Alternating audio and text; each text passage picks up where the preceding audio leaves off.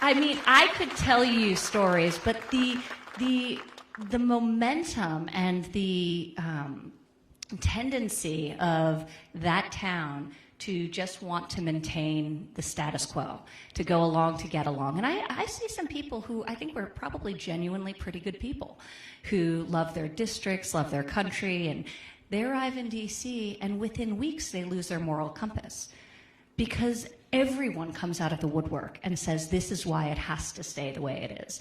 And he doesn't bend to that. You need someone to get something done in a town where any small change is like turning a tanker. You need someone with really strong convictions who is not afraid to go to the mat for you and for your families and for this country, and he does it every day. And it's a pleasure to be there right alongside of him, fighting back for a country that's given me so much. Lifting all Americans. So it's incredible now, this time around, as opposed to on 2016, where he had such a strong vision for what he wanted to get done, to now see people having benefited from that agenda and knowing how much more is left to do and the difference that will make. It's extraordinary. So it's a lot of fun.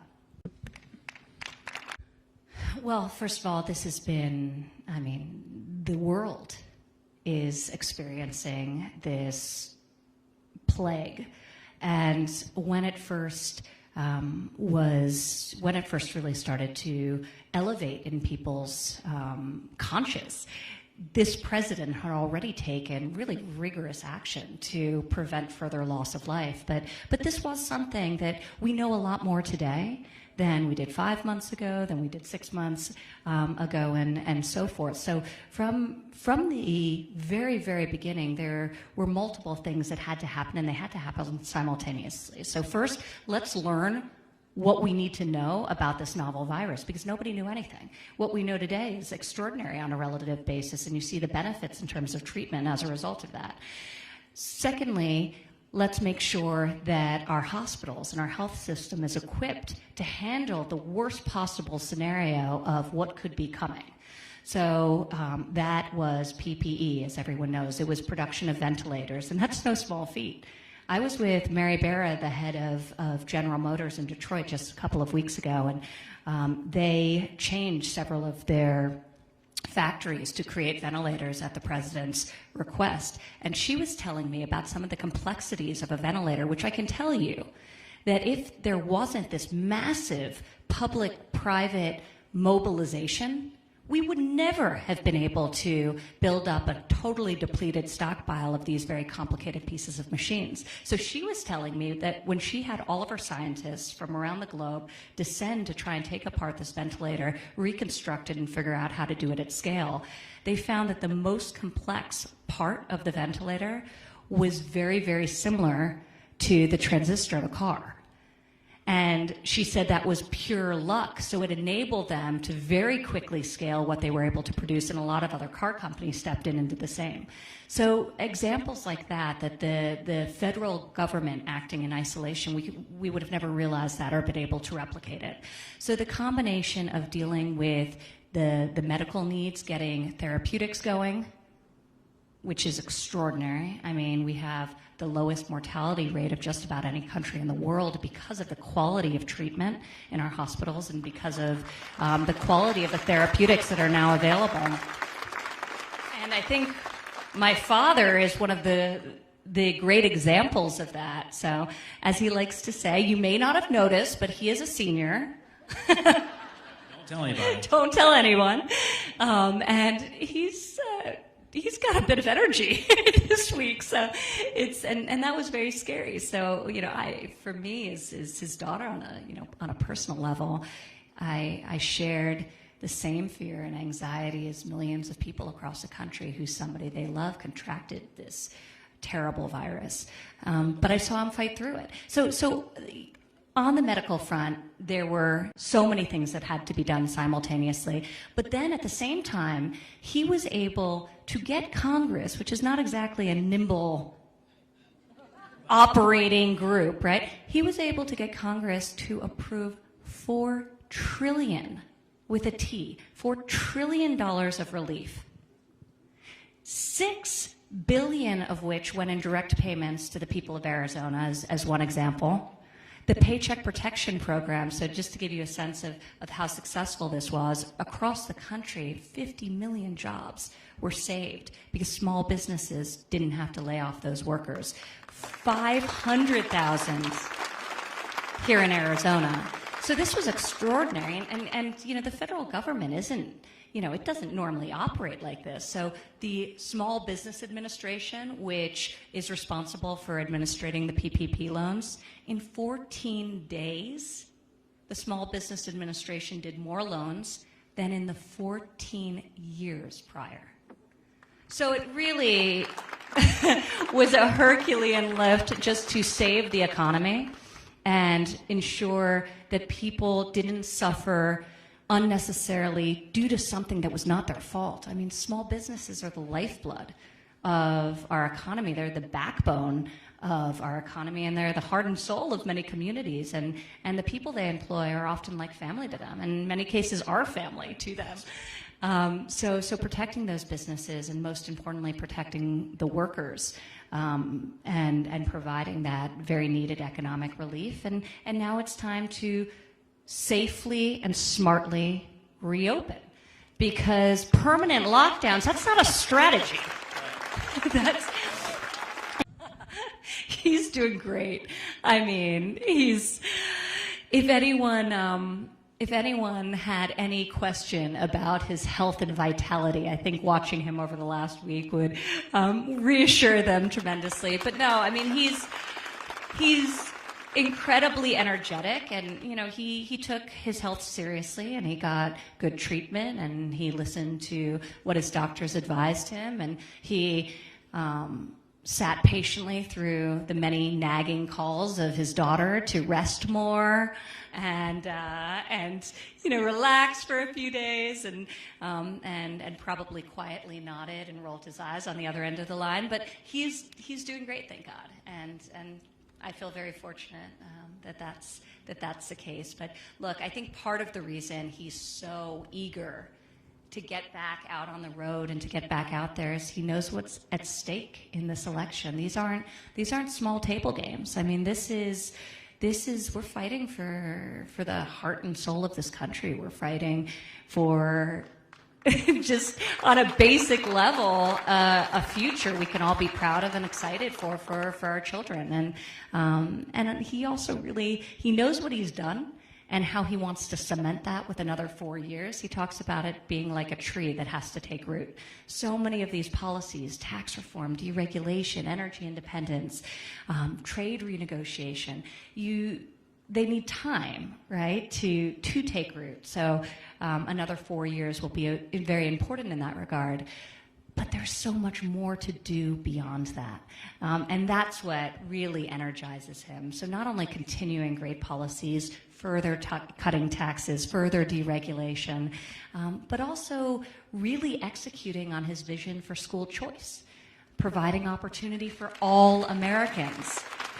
Is so important for him. I mean, that's something I'm going to be deeply committed to over the next few years as well, God willing. So, but there's so many policies like that he's really eager to enact. Well, he was really touched by it. I mean, sure. And whether it was the men and women outside of Walter Reed, or just the expressions of love and prayers he felt from Americans across the country, it really touched him and moved him very much, and Melania as well. So it was really nice. That's why he went out, gave everyone a wave and a thumbs up. It was important for the people to see that he was doing fine. It was important, actually, for other leaders across the world to see the same thing, that our president was there, and he was tough, and he was strong, and he was doing well. I think that's really important. Let's just say he doesn't do anything with a trembling spirit. That's not his style, including recovering from COVID. And something a lot of people wouldn't know, it's not something you see all the time, but when he did call me from the hospital, he said, "How are your parents? How is your family?" I said, "They're fine." He said, No, you call them today. I want you to call them today. I said, "Yes, sir." He goes, "Make sure they're okay. Always check in." I said, "Okay, yes, sir, of course." And I did, because he cares about other people. That's what he was worried about when I talked to him on the phone. How's everyone else doing? And that's just something I think is one of his best attributes. And quite frankly, that leads me into my next question, which is the president built an outstanding economy for everybody. We saw record high employment for African American, Asian American, Hispanic American, women employed in record numbers for decades. Record high employment. Record high employment, record low unemployment. And we know he rebuilt the economy once, so we know he can do it again. But he's facing some tough headwinds. You touched a little bit on some of the policies he wants to do, more tax cuts, more deregulation. Talk a little bit about what he understands about the economy and why it's one of those big issues for him that he feels like is incumbent upon him to get done for the American people.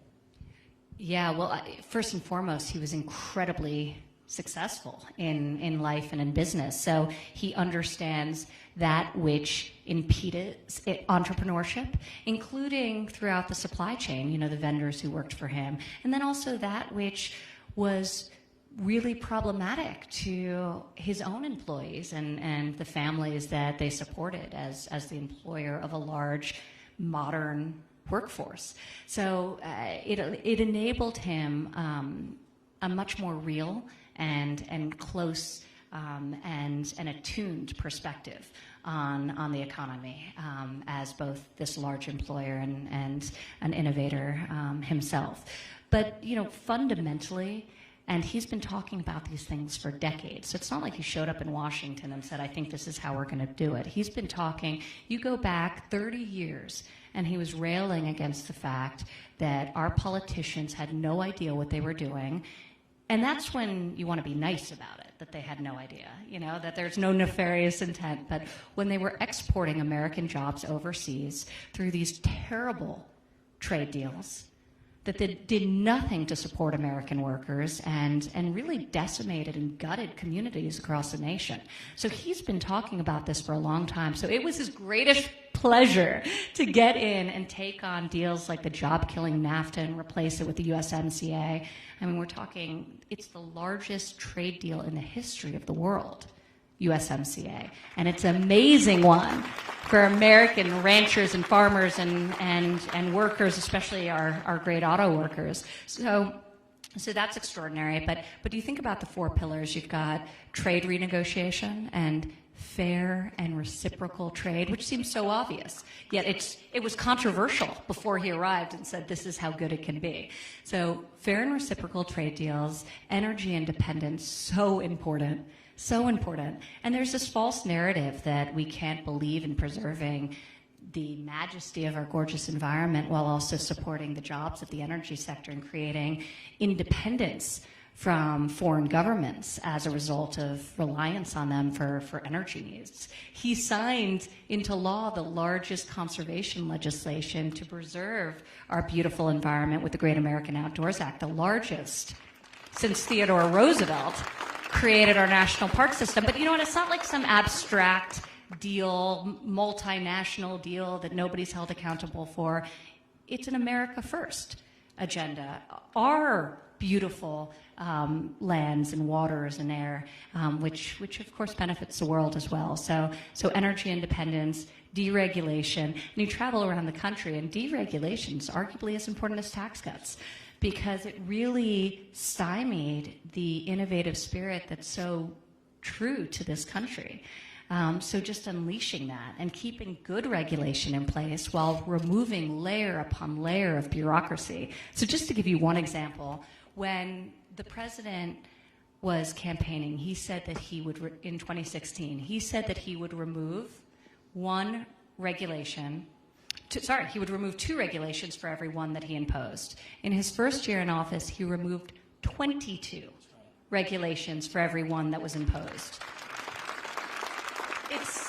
So that's been extraordinary. And then, of course, tax cuts. I mean, you noted the record low unemployment rates across every demographic. But what's really exciting is seeing how people who had been marginalized because wages started to rise, because employers were getting more creative about how they were hiring and investing in the talents of those who had been on the sidelines of the economy. Because of that, you had in 2019, 72% of all new jobs secured by Americans who are completely outside of the workforce.